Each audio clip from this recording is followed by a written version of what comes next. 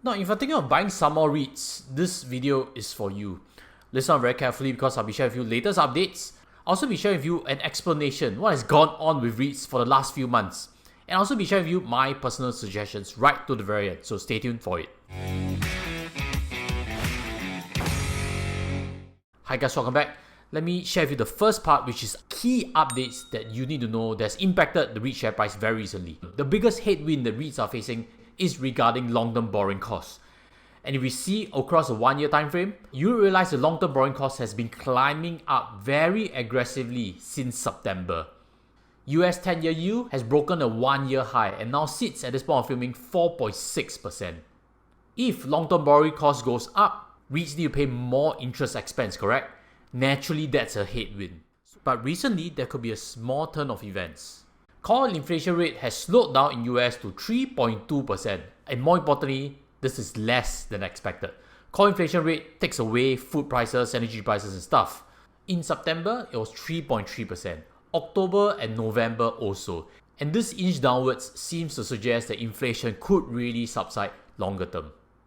So there are benchmarks that's watched very carefully to understand how sticky inflation will be, which impacts the sentiment on REITs, and I'll share more with you in a while. So what happened next is that US 10-year treasury rates actually came down, as you can see in this chart over here, very sharply on 16 January.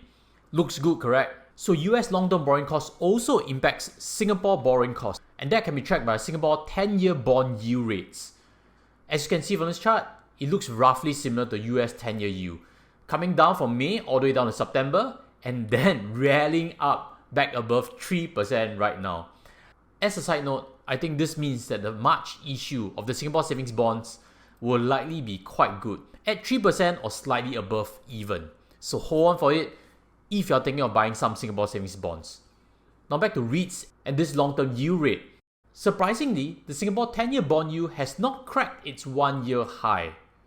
It is still only 3% versus US at 4.6%, which means also most REITs will be refinancing at 3.5 to 4.5%, which is actually not much more from last year's interest cost really. So that cost could really be plateauing, not much more pain left. But never mind, let's pull back again the more important part, which is correlation and market sentiment. I've plotted on top the S-REIT index and I've plotted below the Singapore 10-year yield. You realize September one went up and the other went down, correct? Needless to say who is who. And before September, the reverse was also true. When 10-year yield rates came down, REITs had a big rally. At that point of time, I thought it was all sunshine moving forward. But never mind, as investors, we have to stay patient. So in this next segment, let me share with you my personal suggestions. The first is I'd like to suggest that everybody focus a bit more on the bigger names.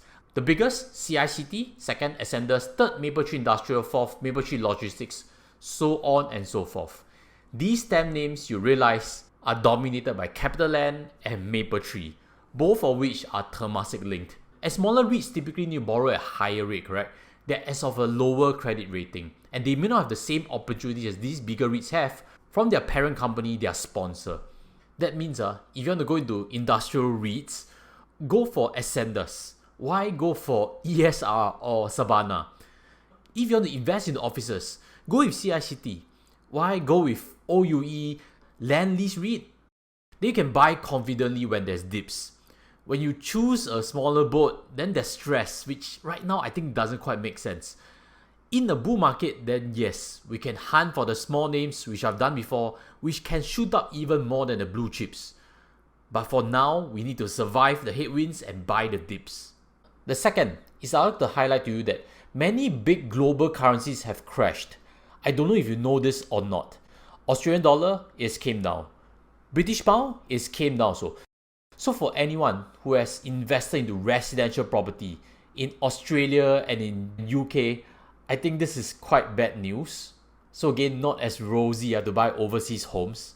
Then also euros, it has also came crashing down. So what are REITs that I'm personally cautious on? For example, iREIT Global is fully invested into Germany, Spain and France. Then how about for Elite Commercial REIT? It's fully into UK. Is it really a good time to be buying this right now? I really don't know. I think the REITs PR teams wouldn't be too pleased with my point of view, But again, disclaimer, it's my own point of view and I can change this viewpoint in future. I'm just raising up for your consideration because again, there's tsunami, there's headwind right now, and let's stick with simpler boats. How about that? Let's now go on to what I own and what I think is easy for you to look at right now. Personally, I have investments into Mapletree Industrial Trust, Mapletree Pan Asia Commercial Trust, Fraser Centerpoint Trust, and Escort Trust. You can search my channel for tutorials on these to understand it better. And more importantly, REITs is just one category. What they own underlying is still very important. You must believe that the properties they own are in the right space and can grow for you dividends over time.